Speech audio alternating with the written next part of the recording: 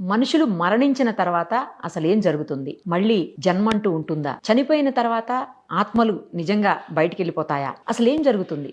ఎక్కడికి పోతాం? ఇవన్నీ కూడా $1,000,000 క్వశ్చన్సే. ఉంది తర్వాత జీవితం అని కొంతమంది మాట్లాడితే అదేమీ ఉండదు, అంతటితోటి అంతమైపోతుందని మరికొంతమంది వాదిస్తూ ఉంటారు. ఏది ఏమైనా రీసెంట్ గా అమెరికాకి చెందినటువంటి బ్రియానా లాఫెర్టీ అనే ఒక ఆమె 8 నిమిషాల పాటు చనిపోయింది.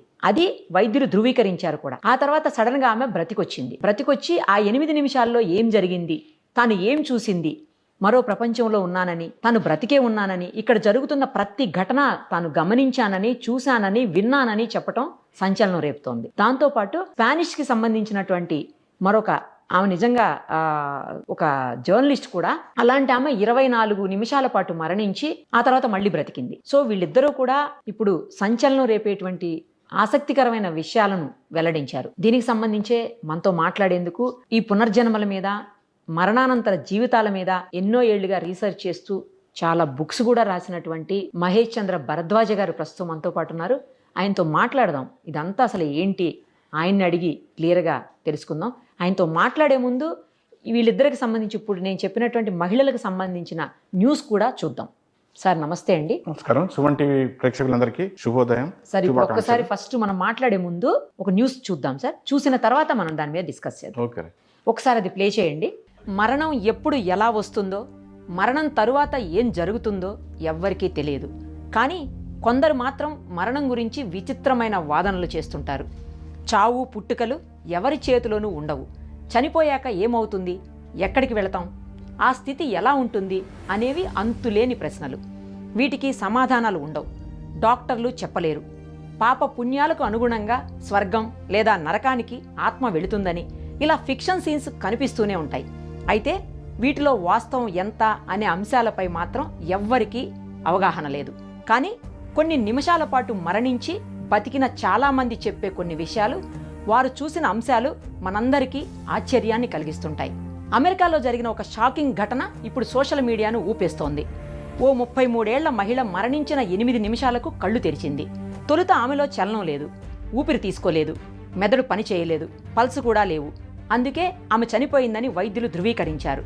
అయితే మళ్లీ బతికింది. ఆ తర్వాత మరణానంతర జీవితం గురించి ఆమె అనేక విషయాలను చెప్పింది. అమెరికాలోని కొలరోడాకు చెందిన 33 సంవత్సరాల బ్రియానా లాఫెర్టీ తాను నిర్జీవ శరీరంతో తేలుతూ కాలం తెలియని లోకంలోకి ప్రవేశించానని చెప్పడంతో ఈమె ప్రపంచవ్యాప్తంగా తీవ్ర చర్చకు కారణమైంది. ఈ మొత్తం ఎపిసోడ్లో ట్విస్ట్ ఏంటంటే, ఆమె మరణాన్ని వైద్యులు నిర్ధారించిన 8 నిమిషాల తర్వాత చెప్పిన మాట ఇది. బ్రియానా లాఫెర్టీ మయోక్లోనస్ డిస్టోనియా అనే వ్యాధితో బాధపడుతోంది.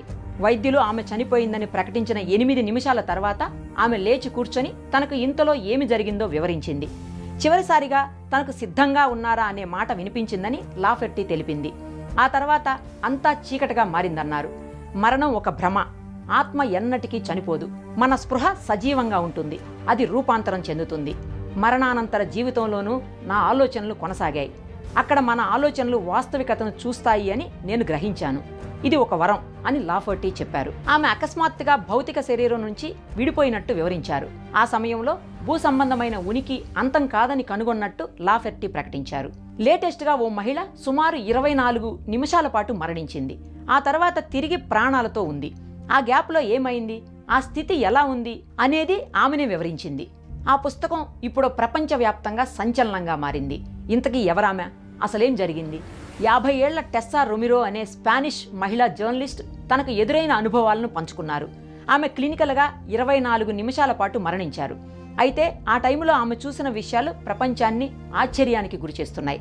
అయితే అది మరణంతో జీవితం అంతం కాదు, ఇదొక చిన్న ట్రాన్సిషన్ ఫేజ్ మాత్రమేనని చెబుతోంది. ఒకరోజు రోజు మాదిరిగానే కూతుర్ని స్కూల్లో దింపి వచ్చిన ఆమె సడన్ గా స్పృహ కోల్పోయారు. ఆ తర్వాత ఆసుపత్రికి తీసుకెళ్లగా మరణించినట్లు తేల్చారు. అయితే డాక్టర్లు చేసిన ప్రయత్నంతో 24 నిమిషాల తర్వాత తిరిగి ఆమె బ్రతికారు. ఆ టైంలో తాను వేరే ప్రపంచంలోకి ఎంటర్ అయ్యానని చెప్పారు. తన భుజాలపై ఉన్న బరువు బాధను తొలగించినట్లు అనిపించిందని చెప్పారు. తాను చలనం లేకుండా హాస్పిటల్ బెడ్పై పడి ఉన్న తన శరీరాన్ని చూసినట్లు చెప్పారు. తాను చనిపోయినట్లు తనకు తెలియదని, ఇంకా బ్రతికే ఉన్నట్లు భావన కలిగిందన్నారు. చనిపోయాక జీవించిన ప్రపంచాన్ని భిన్నంగా ఉన్నట్లు చెప్పారు. సమయం నెమ్మదిగా గడుస్తోందని, అంతా అర్థవంతంగా ఉన్నట్లు చెప్పారు. మరణం కొత్త జీవితం ఆరంభానికి ప్రారంభంగా అనిపించిందని జర్నలిస్ట్ చెప్పారు. తనకు ఒంటరిగా ఉన్నట్లుగా లేదా భయంగా అస్సలు అనిపించలేదని చెప్పారు. ప్రస్తుతం తాను ప్రశాంతంగా జీవిస్తూ తనకు ప్రతిరోజు ఒక వరంగా ఉందని చెప్పారు. తాను కొన్ని నిమిషాల పాటు మరణించినప్పుడు తనకు అర్థమైన విషయం ఏంటంటే చనిపోయాక కూడా మనం ఒంటరిగా ఉండము అని టెస్సా చెప్పారు. మరణం జీవానికి అంతం కాదని, మరో కొత్త అందమైన రూపంలో జీవితాన్ని తిరిగి ప్రారంభించడానికి ఆరంభం అని తనకు అనిపించినట్లు మహిళా జర్నలిస్టు తన అనుభవాలను పంచుకున్నారు. నిజానికి మరణం తర్వాత ఏంటి అనే ప్రశ్న సైంటిస్టులను చాలా కాలంగా వేధిస్తూ వస్తోంది. అమెరికాలో టాప్ డాక్టర్ జెఫ్రీ లాంగ్ దీనికి జవాబు వెతుకుతున్నారు. ఇందులో భాగంగా ఆల్మోస్ట్ 5,000 మరణాలపై రీసెర్చ్ చేశారు. అది మాత్రమే కాదు, ఈ విషయంపై జెఫ్రీ లాంగ్కు ఉన్న అభిరుచితో ఏకంగా near death experience research foundation సైతం స్థాపించారు. తన పరిశోధనల అనుభవాల ఆధారంగా ఓ వ్యాసాన్ని కూడా రాశారు. ఈ మొత్తం పరిశోధనలో జెఫ్రీ అంచనాలకు వచ్చింది ఏంటంటే మరణం తర్వాత నిస్సందేహంగా మరో జీవితం ఉంటుందని. వైద్యపరంగా మరణించిన వ్యక్తి హార్ట్ బీట్ లేకుండా ఉన్న టైంలో కూడా వారు చూసే వినే భావోద్వేగాలనే కలిగి ఉంటారని, జీవులతో మాట్లాడతారని కూడా చెబుతున్నారు. ఏళ్లుగా ఆయన ఫౌండేషన్ ఎన్డీఈలో అలాంటి నివేదికలు ఎన్నో ఉన్నాయన్నారు. వాటిలో కొన్ని భిన్నంగా ఉన్నప్పటికీ చివరికి అందరూ ఒకేలా కంక్లూజన్కి వచ్చారు. 45% మంది శరీరం లోపల జరిగే అనుభవం గురించి చెప్పినట్లు తెలిపారు. ప్రజలు మరణం సమయంలో భౌతిక శరీరం అనే స్పృహ నుంచి వేరు చేయబడి వెంటనే వారు చుట్టూ జరిగేది చూడడానికి, వినడానికి వీలు ఉంటుందని, ఆ శరీరంపై భాగంలోనే వారు కొట్టుమిట్టాడుతూ ఉంటారని జెఫ్రీ అన్నారు. వాస్తవానికి గతంలో చాలా మంది మరణాన్ని చూసి వచ్చామని చెప్పిన వారు ఉన్నారు. అనితా మూర్జాని, సైంటిస్ట్ డంకన్ మెక్డాల్ అలాంటి కేటగిరీలకు చెందినవారే. వీరిలో అనితా మూర్జాని మరణాన్ని చూసొచ్చిన వారైతే, డంకన్ మెక్డాల్ ఆఫ్టర్ డెత్ పై పరిశోధన చేసిన సైంటిస్ట్. హాంకాంగ్లో ఉండే భారత సంతతి మహిళ అనితా మూర్జాని క్యాన్సర్తో మరణించి మళ్లీ బతికి వచ్చారు. అంతేకాదు, ఆమె మరణించడం, కోలుకోవడానికి మధ్యలో జరిగిందంతా వివరించి ప్రపంచానికే షాక్ ఇచ్చారు. ఇక 1901లో డంకన్ మెక్డాల్ అనే అమెరికన్ డాక్టర్ చేసిన పరిశోధన చర్చకు కారణమైంది. చనిపోవడానికి ముందు, చనిపోయాక 6 మనుషుల బరువు కొలిచిన డంకన్ అందులో తేడాను గుర్తించారు. మనిషి చనిపోయాక శరీరం నుంచి ఏదో శక్తి బయటకు పోతుందని, అందుకే మరణం తర్వాత శరీర బరువులో 21 గ్రాముల తేడా వస్తుంది అన్నారు. కానీ ఈ థియరీని సైంటిస్టులు నాన్ సెన్స్ అనేశారు. అయితే డంకన్ మాత్రం చనిపోయాక శరీరం నుంచి బయటకు వెళ్లే శక్తి ఆత్మనే అన్నారు. దీనికి కూడా ఓ థియరీ చెప్పారు. చెట్టు నుంచి నేల రాలిన విత్తనం తిరిగి ఎలా మొక్క అవుతుందో మనిషి కూడా అంతే అన్నారు. ఇదంతా ఓ సైకిల్గా పేర్కొంటూ లోకంలో కొత్తగా పుట్టేదేమీ లేదని, అలాగే నాశనం అయ్యేది ఉండదు అన్నారు. జరిగేదంతా కాలం తీరగానే మరో రూపంలోకి మారిపోవటం ఒక్కటే అని వాదించారు.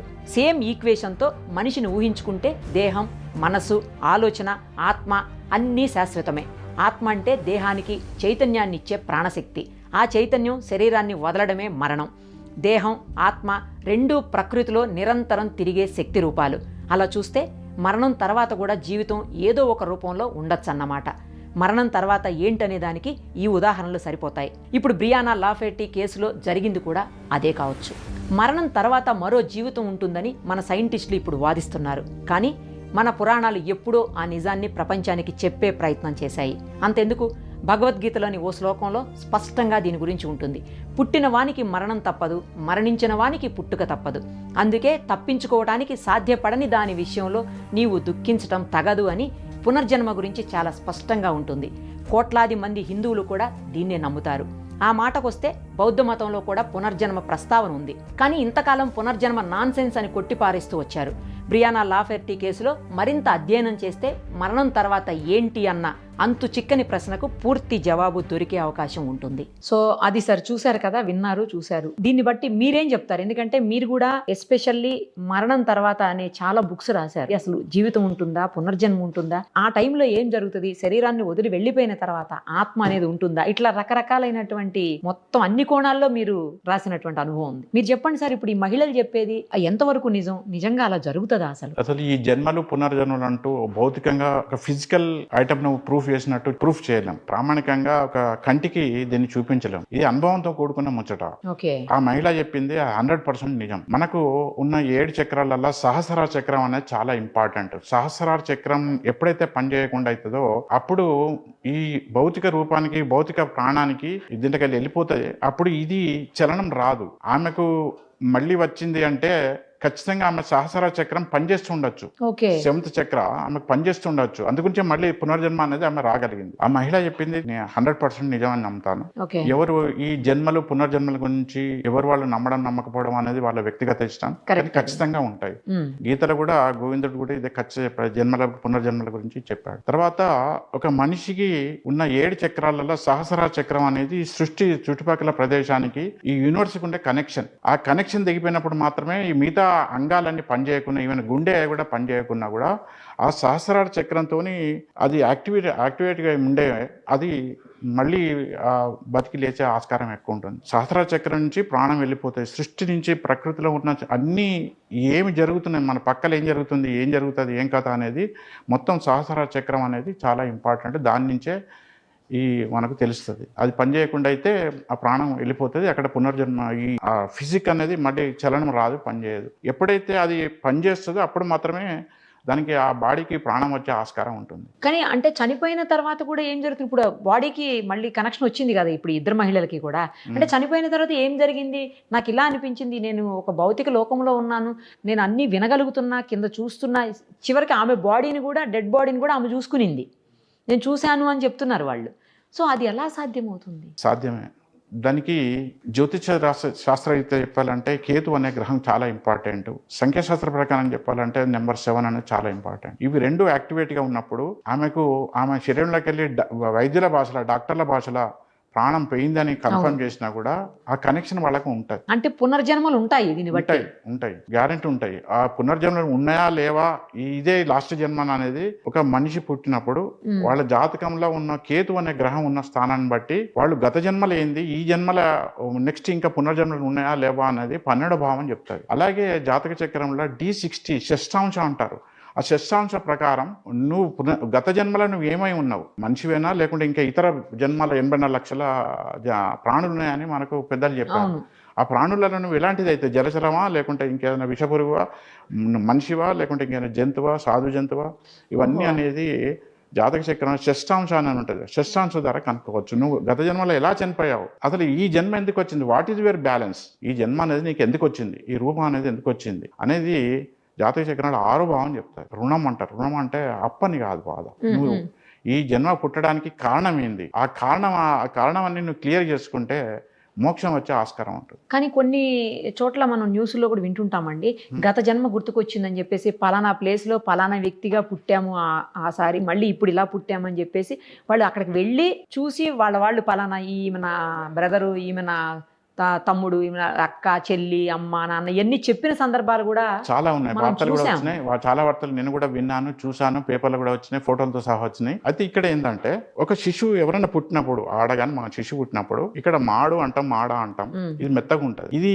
ఇంకా పూర్తిగా ఆరిపోకుంటే వాళ్ళకు గత జన్మల నుంచి కనెక్షన్ ఉంటుంది. ఎప్పుడైతే ఈ టోటల్ క్లోజ్ అవుతుందో అప్పుడు వాళ్ళకి వాట్ ఈస్ దేర్ ప్రీవియస్ జన్మ, గత జన్మలు ఏందనేది వాళ్ళకి తెలియదు.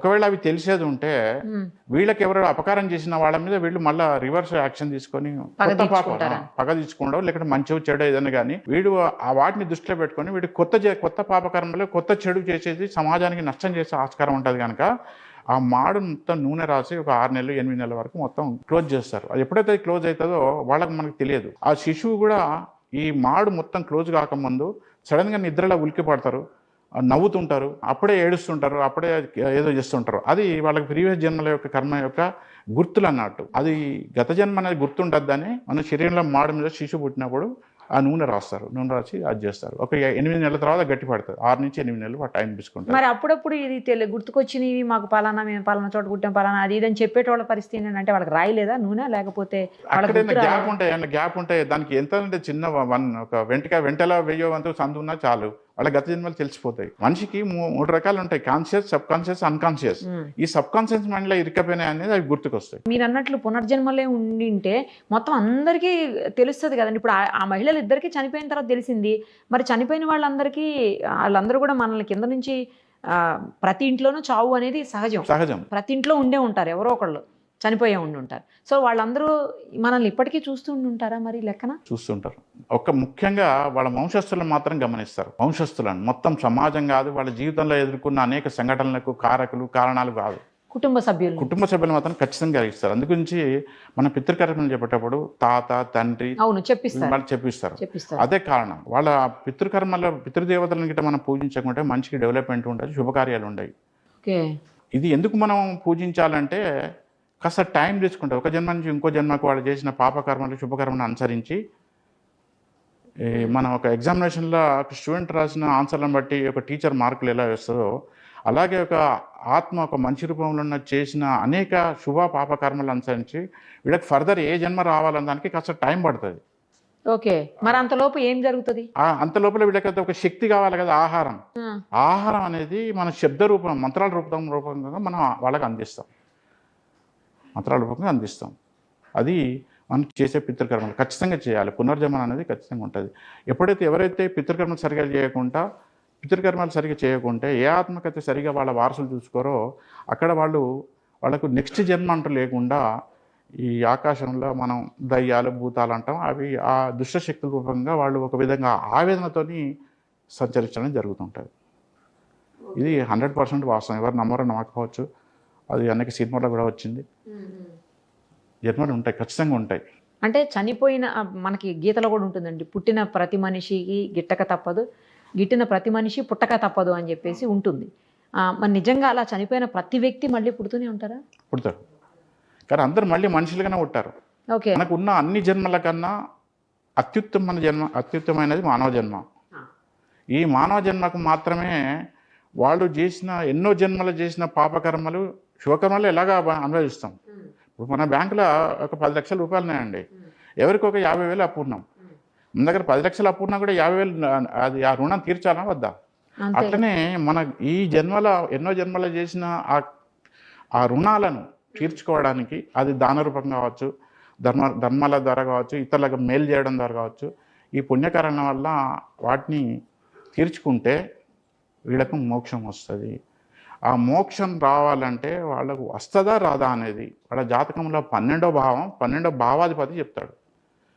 పుణ్యకర్మలు చేసినా చేయకున్నా వస్తుందా రాదా అనేది వారి వ్యక్తిగత జాతకంలో 12వ భావం 12వ భావాధిపతి కేతువు, ఈ ముగ్గురు చెప్తారు. ఓకే, సో ఇప్పుడు ఏదైతే ఈ అమెరికన్ మహిళ కావచ్చు, స్పానిష్ మహిళ కావచ్చు, వీళ్ళిద్దరూ చెప్పి 8 నిమిషాలు ఒక ఆమె చనిపోయింది, 24 నిమిషాల పాటు ఒక ఆమె క్లినికల్గా డిక్లేర్ చేసేసారు డాక్టర్స్ చనిపోయినట్టు. కానీ మళ్ళీ వాళ్ళు బ్రతికారు. ఆ బ్రతికిన తర్వాత మధ్యలో ఏం జరిగింది అనేది క్లారిటీగా చెప్తున్నారు. వాళ్ళు ఊహాజనితంగా చెప్పారా లేకపోతే నిజంగా జరిగింది చెప్పుంటారని మీరు అనుకుంటున్నారు? ఊహ కాదు, నిజంగానే జరిగింది చెప్పుంటారు. వాళ్ళు సహస్ర చక్రం యాక్టివేట్గా పనిచేస్తేనే జరిగింది చెప్పగలుగుతారు. అంతెందుకంటే మన సహస్రచక్రం అంటే మన సైడ్కి ఏమున్నది, ఎదురుగా ఏమున్నది చెప్పగలుగుతాం. ఇది పని చేయకుంటే పక్కబండి పాము వేనా, తేలిపోయినా, మనిషి వేనా, లారీ వేనా, బస్సు వేనా, ఏది వేనా కూడా మనకు తెలియదు. అవును, మనం బ్రతికున్నాం కాబట్టి మనకు తెలుస్తుంది. అది చనిపోయిన వాళ్ళకి ఎలా తెలుస్తుంది అనేది ఇక్కడ క్వశ్చన్. దాన్ని లోకల్ వాడక భాషలో సోయి అంటారు. సోయి అంటే స్పృహ. సోయి, నీకు సోయి ఉందా అంటుంటాం. స్పృహ. ఆ స్పృహ కారణం మన సహస్ర చక్రం. ఆ సహస్ర చక్రం యాక్టివేట్గా పనిచేస్తేనే ఎదుటి వాళ్ళు ఏం చెప్పినా మనం వెళ్ళగలుగుతాం, మనం ఏం చెప్పినా ఎదుటి వాళ్ళు చెప్తాం, మనం ఏం చేస్తున్నామో మనకు తెలుస్తుంది. అది యాక్టివేట్గా లేకుంటే మనం ఏం చేస్తున్నా మనకు తెలియదు. అంటే శరీరం ఉండదు కానీ ఆత్మ ఉంటుందా? మీరు చెప్పిన దాన్ని బట్టి నాకు అర్థమవుతుంది. ఆత్మ ఉంటుంది, ఆత్మ ఉంటుంది, ఖచ్చితంగా ఉంటుంది. ఆత్మ గ్యారెంటీ ఉంటుంది. ఆత్మ పరమాత్మ, సృష్టికర్త, God, GOD, generator, operator, destroyer. Generator, operator, destroyer, God. నిప్పు అనేది, కరెంట్ అనేది ఎవరు నమ్మినా నమ్మకున్నా అది కాలుతుంది, షాక్ ఇస్తుంది. ఇవి కూడా ఎవరు నమ్మకపోవడం అనేది వాళ్ళ వ్యక్తిగత ఇష్టం, వాళ్ళ పుట్టి పెరిగిన పరిస్థితులు, వాళ్ళ కుటుంబ పరిస్థితులు, ఇతర అనేక కారణాలు ఉండొచ్చు. దాన్ని మనం వాళ్ళను ఒప్పించాలని ప్రయత్నం చేయకూడదు. కానీ ఇవి 100% వాస్తవం, సత్యం. మరి ఇన్నేళ్లుగా పరిశోధనలు జరుగుతున్నప్పటికీ కూడా ఎవరు దీని మీద ఒక కంక్లూషన్కి రాలేకపోయినటువంటి పరిస్థితులు ఎందుకు ఉన్నాయి సార్? దీనికి కంక్లూజన్ అంటే రావడం చాలా కష్టం అండి. ఓకే, ఎందుకంటే ఇది మనము నిర్ధారించలేము ఖచ్చితంగా ఇదే అని. ఎట్లాగైతే ఇది వాటర్ బాటిల్, ఇది పెన్ను, ఇది పెన్సిల్ అని ఎలా నిర్ధారించాలి? ఎందుకంటే వీటికి నిరూపించడానికి చాలా కష్టం. ఈ పునర్జన్మలు ఉన్నాయనేది మన మహాభారతం రామాయణంలో కూడా చెప్పారు. తర్వాత అనేక మన మన ప్రామాణిక గ్రంథాలల్లో ఉన్నాయి. ఓకే. ఉదాహరణకి రాముడు వాలిని చాటు నుంచి చంపినందుకు ఓకే. అదే రాముడు ద్వాపరయుగంలో ఒక వేటగానిగా పుట్టి కృష్ణుని చంపుతాడు చాటుకుండి. అంతే తను చేసిన కర్మకు తను అనుభవించాడు. దీన్ని కర్మ సిద్ధాంతం అంటారు. తెల్ల కాగితం మీద ఏ రంగు పెన్తోని గీత గీస్తే ఆ రంగు పెన్ను గీత అదే ఉంటుంది. కరెక్ట్. అలాగే ఒక మనిషి చేసే ఏ పని చేస్తే దానికి సంబంధించిన ఫలితం ఉంటుంది. ఇది జీవితం అంటే ఒక పరీక్ష, ఒక ఎగ్జామినేషన్. నీకు ఒక అవకాశం, ఒక ఆప్షన్, ఒక ఆపర్చునిటీ, మంచి పనులు చేసేదానికి మంచి నీకు ఆపర్చునిటీ. ఎస్. ఇక్కడ పాపం అంటే పుణ్యమైంది. దీన్ని వేసుకుని అంటే మనం అక్కడ బ్యాంకులో మన డబ్బులు జమిస్తే క్రెడిట్, బ్యాలెన్స్ ఉంటే మంచి లగ్జరీ మంచిగా గడుపుతాం. మైనస్ అంటే అప్పులు ఉంటే టెన్షన్, ఇద్దరు చక్కగా పట్టదు, అందరితో మాటలు పడాల్సి వస్తుంది. అట్లా ఇక్కడ వాట్ ఈస్ ద పుణ్యం, వాట్ ఈస్ ద పాపం అంటే నీ వల్ల ఎవరికైనా కష్టం జరిగితే, నష్టం జరిగితే, నీ వల్ల ఎవరికైనా ఇబ్బంది జరిగితే దట్ ఈస్ పాపం. నీ వల్ల మాట రూపంగా కానీ, చేత రూపంగా కానీ, ఏ రూపంగా కానీ నీ వల్ల ఇతరులకు మేలు జరిగితే దట్ ఈస్ పుణ్యం. ఓకే. ఈ పుణ్యం అనేది నేను భగవంతుని దగ్గరికి చేస్తుంది. పాపం అనేది నీ పునర్జన్మలో ఇస్తుంది. ఓ, అయితే మళ్ళీ పుట్టాలంటే పాపాలు చేయాలి. పునరపి జననం పునరపి మరణం పనికిరాదండి. ఎంతో పుణ్యం చేస్తే కానీ మానవ జన్మ రాదు. ఈ మానవ జన్మని ఇవాళ అనేక మంది అనేక రకాల కారణాల వలన, ఈగోయిజం అనుకోండి, షార్ట్ టెంపర్ అనుకోండి, అహంకారం అనండి, ఏ పదం అని కొత్త కొత్త తప్పులు చేస్తున్నారు, కొత్త కొత్త పాపులు చేస్తున్నారు. వ్యక్తిగత జాతక చక్రంలో కేతు ఉన్న స్థానాన్ని బట్టి ఎన్ని జన్మలకు ఇంకా వాళ్ళు ఇంకెన్ని జన్మలు ఎత్తాల్సింది అనేది కూడా లెక్క ఉంటుంది. కానీ దాన్ని దుర్వినియోగం చేస్తూ ఈ సద్వినియోగం చేయవలసిన ఈ బాడీని, ఈ శరీరాన్ని, మానవ శరీరాన్ని దుర్వినియోగం చేస్తున్నారు. దాంతో ఏంటంటే ఒక మనిషి చేసే ఈ చెడు పనులు అనేది కేవలం అతనొక్కనికే కాదు, సమాజానికి, దేశానికి, ఒక జాతికి వర్తిస్తాయి. అందరు ఇబ్బంది పడాల్సి వస్తుంది. అందువలన చాతనైతే సహాయం చేయాలి, లేకుంటే చపడే కూరుకోవాలి. అంతేలేండి, కరెక్ట్. అది ఇతరులను విమర్శించద్దు, ఇతరులను నిందించద్దు. ఇవన్నీ మన భారతీయ జీవన విధానంలో మిళితమై ఉండేటి. జాతకం, జ్యోతిష్యం, వాస్తులు, కర్మ సిద్ధాంతం, జన్మలు ఇవి వేరే, మనిషి జీవితం వేరే అన్నట్టు ఉండేది కాదు. ఇవన్నీ మిళితమై ఉండేది. కాలక్రమాన అనేక కారణాల వల్ల ఇవన్నీ రాహుకేతుల ప్రభావం పెరిగిపోయి ఇప్పుడు కొత్తగా యురేనస్, నెప్ట్యూన్, ప్లూటో వీళ్ళ ప్రభావం పెరిగిపోయింది. ఎక్కువ శాతం విధ్వంసం, అదే ఎక్కువ శాతం జన నష్టం జరగడానికి వాటికి. ఒక మనిషి పాపం కానీ పుణ్యం కానీ ఎందుకు చేస్తాడంటే నక్షత్రాల నుంచి లైట్ ఎనర్జీ వస్తుంది మేడం. ఓకే. నక్షత్రాల నుంచి లైట్ ఎనర్జీ, ఆ లైట్ ఎనర్జీ నుంచి గ్రహాలు సంచరిస్తున్నప్పుడు ద సౌండ్ ఎనర్జీ వస్తుంది.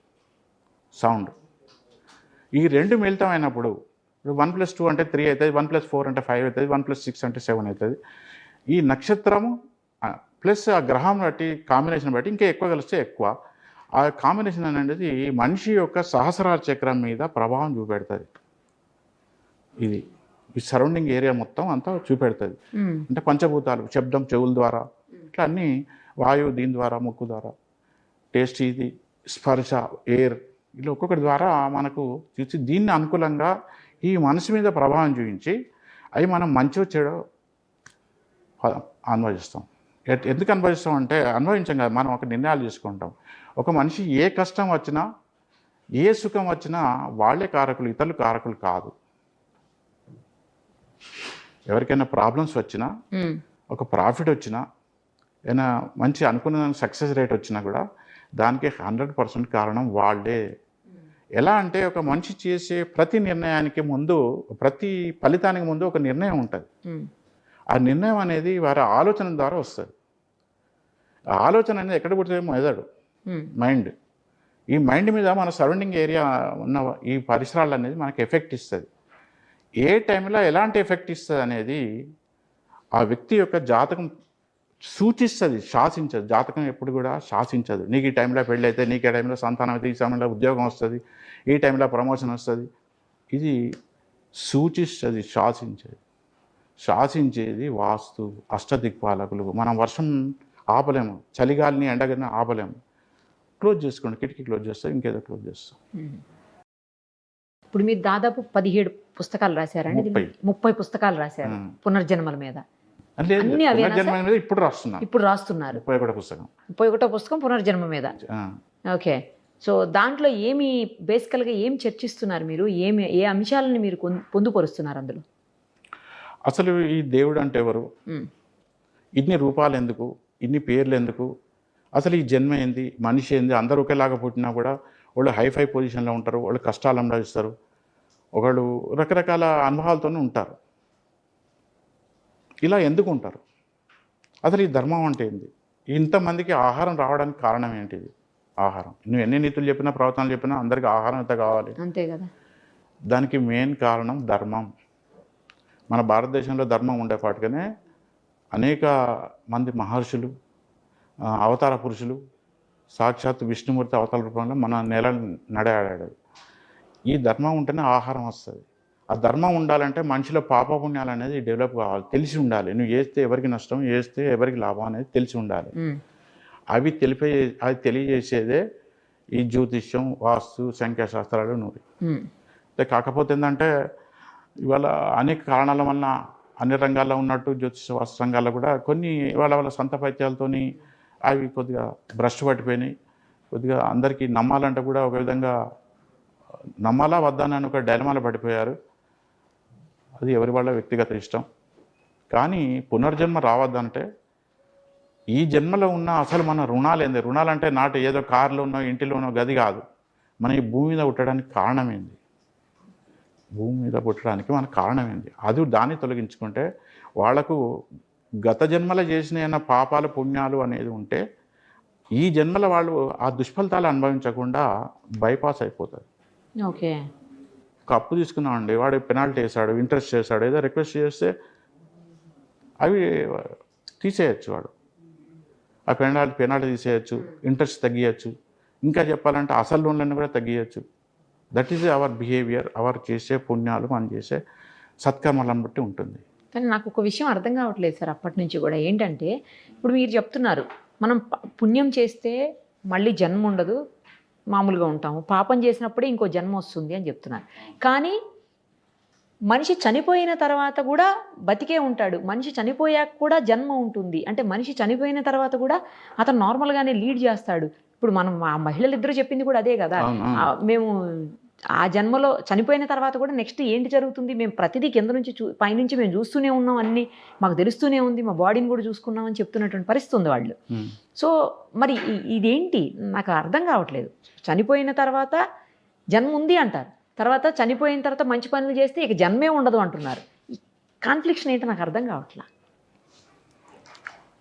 ఇది ఎట్లా చెప్పాలంటే, మనం ఎవరికైనా ఏదో కారణం వలన అప్పు అయింది అనుకోండి, ఏదో కారణం, ఓ ఇల్లు కొనుక్కున్నాం, వెహికల్ కొనుక్కున్నాం, ఇంకేదో వాటర్ పిల్లల ఎడ్యుకేషన్ అనుకోండి, ఏదో అనుకోండి, అప్పు చేయాల్సి వచ్చింది. మన ఆదాయానికి మించి ఖర్చులు వస్తే అప్పు చేస్తాం. అప్పు మొత్తం తీరేస్తే మనకు టెన్షన్ ఉంటుందా?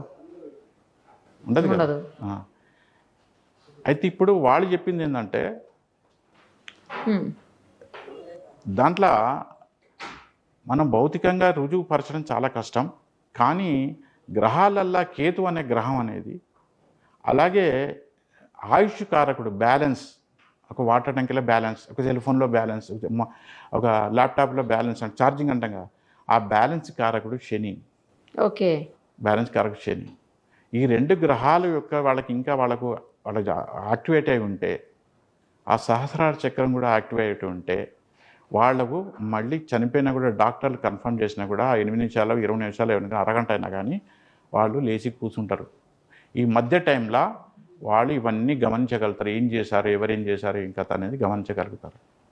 ఓకే. అట్లా అంతెందుకంటే మనం నిద్రపోతే చుట్టుపక్కల ఏం జరిగిందో మనం చెప్పలేం కదండి. అవును. ఇది కూడా అంతే.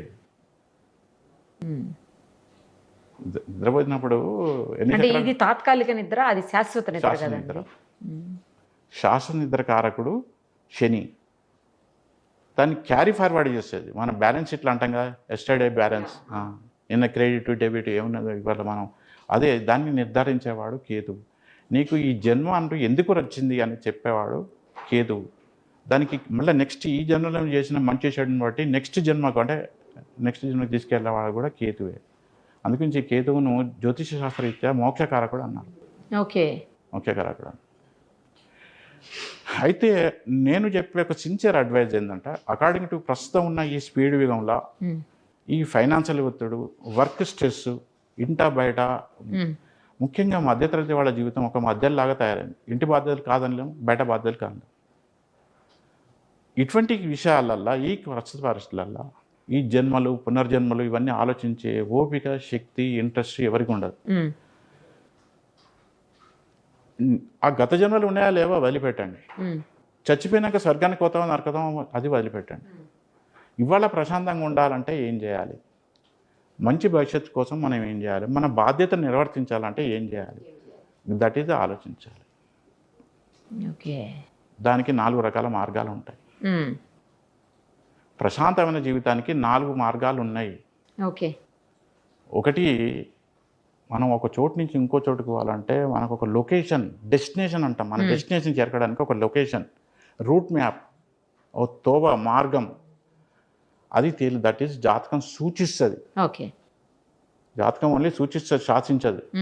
మనం ఎగ్జామినేషన్లో రాసిన ఆన్సర్లను బట్టి ఒక టీచరు, ఒక స్కూల్ వాళ్ళు, కాలేజీ వాళ్ళు మెమోరాండం ఆఫ్ మార్క్స్ అని ఇస్తారు కదా, అది మన జాతకం.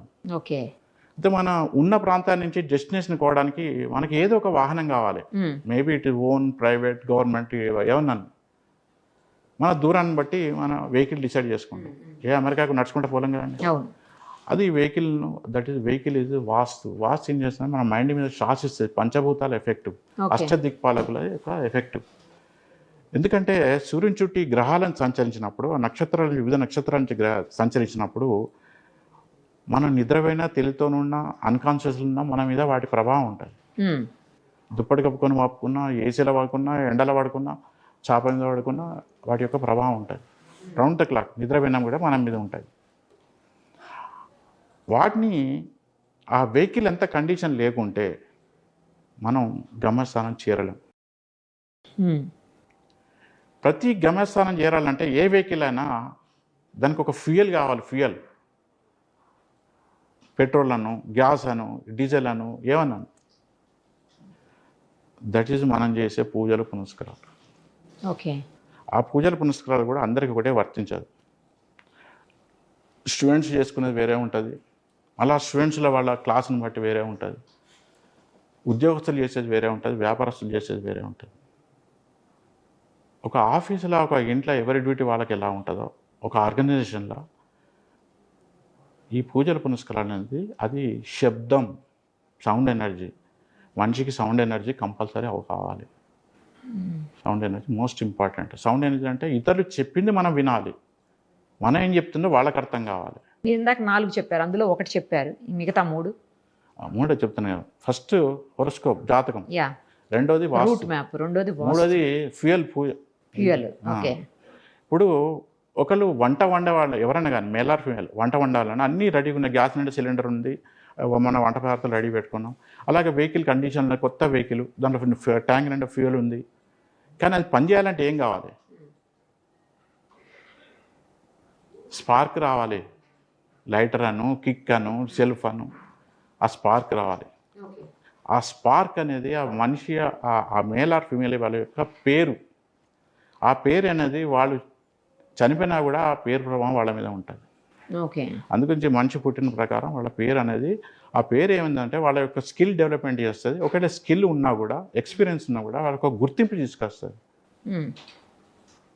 వంటప్పుడు స్పార్క్, లైటర్ వెలగకుంటే ఎంత మంచి వంట అలాగే వెహికల్ కూడా ఎంత కండిషన్ ఎంత, అది బెంజ్ కార్ అయితే ఏమవుతుంది, స్పార్క్ రాక స్టార్ట్ కాకుండా. ఇది కూడా అంతే. ఈ 4 గమనించడానికి ఎక్కువ శాతం ఈ కాలంలో ఖర్చులు అక్కర్లేదు. ఎక్కువ శాతం పూజలు, పునస్కారాలు, దీక్షలు ఇవన్నీ అవసరం లేదు. చేస్తే చేయనండి, ఎవరు సెంటిమెంట్ అని కాదనండి. నిత్య జీవితంలో వాళ్ళ రొటీన్ లైఫ్లో ఎటువంటి డిస్టర్బెన్స్ లేకుండా, ఎలాంటి ఉపవాసాలు లేకుండా ఎవరి కోసం వాళ్ళు 15 నుంచి 20 నిమిషాలు పూజలు చేయాలి. According to their duty, that their age. Okay, parents అయితే శిశురక్ష సూత్రం చదువుకోవాలి. 4 లైన్లు 1 నిమిషం 2 నిమిషాలు అయిపోతుంది. ఇట్లా వాళ్ళ యొక్క రెస్పాన్స్ని బట్టి వాళ్ళ ఉన్న సొసైటీలో వాళ్ళ యొక్క పొజిషన్ బట్టి ఉండాల్సి వస్తుంది. ఇవన్నీ మనం అర్థమయ్యే భాషలో చెప్పాలంటే ట్రాఫిక్ రూల్స్ అంటాం. ట్రాఫిక్ రూల్స్ అంటే అందరికీ తెలుసు, సిగ్నల్ పడితే ఆగుతాం, 1 వేలో వెళ్దాం, హెల్మెట్ పెట్టుకుంటాం. వీటికి ఎగ్జామ్షన్ ఉన్నది, పెనాల్టీ కడితే బయటపడచ్చు, లేకుంటే పట్టుకున్న పోలీసును నమస్కారం పెడితే సారీ అంటేనే వాళ్ళు వదిలిపెట్టచ్చు. కానీ ఈ ప్రకృతి నియమాలకు ఎవరు అతీతులు కాదు.